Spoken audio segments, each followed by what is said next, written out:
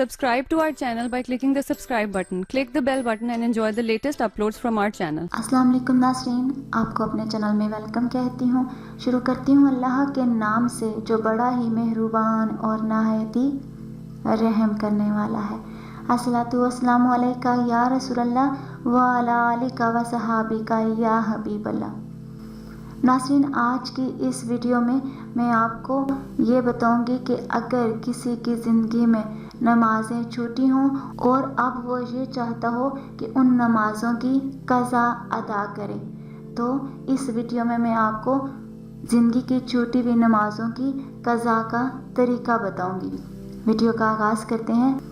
नाज़रीन, आज की इस वीडियो में मैं आपको ज़िंदगी की छूटी हुई नमाज़ों की क़ज़ा का तरीका बताऊंगी, जिससे न सिर्फ ये कि क़ज़ाए उम्री का तरीका मालूम होगा, बल्कि क़ज़ा की आसानियाँ और हर रोज़ की क़ज़ा रकतों की तादाद का इल्म होगा। नाज़रीन, क़ज़ा हर रोज़ की नमाज की फ़कत 20 रकतों की होती है। 2 फ़र्ज़ फजर के, 4 ज़ोहर, 4 असर, 3 मगरिब, 4 इशा और 3 वितर की।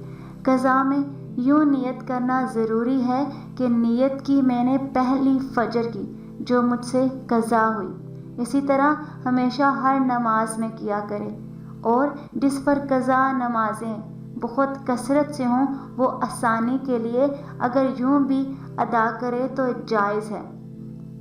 हर रुकू और सजदे में 3-3 बार सुबहाना रब्बियल अज़ीम, सुबहाना रब्बियल आला की जगह सिर्फ एक बार कहे, एक आसानी ये हुई। दूसरी तख़फ़ीफ़ ये कि फ़र्ज़ों की तीसरी और चौथी रकत में अलहम्दो शरीफ की जगह फ़कत 3 बार सुबहान अल्लाह कहकर रुकू में चला जाए। अलबत्ता वितरों की तीसरी रकत में मुकम्मल अल्हम्दुलिल्लाह शरीफ और सूरत पढ़ना ज़रूरी है।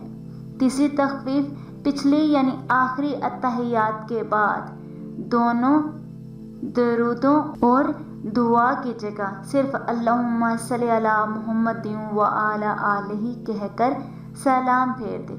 और चौथी तख़फ़ीफ़ ये है कि वितरों की तीसरी रकत में दुआए कनूत की जगह अल्लाहु अकबर कहकर 1 या 3 बार रब्बे गफ़िरली कहे। नाज़रीन, यह काम शरीयत के पेज नंबर 160 पर है। खुदाए पाक हमें और सब मुसलमानों को इस पर अमल की तौफ़ीक़ अता फ़रमाए, आमीन। आज की इस वीडियो में इतना ही। दुआ में याद रखिएगा। मिलते हैं अगले वीडियो में, तब तक के लिए अल्लाह हाफ़िज़।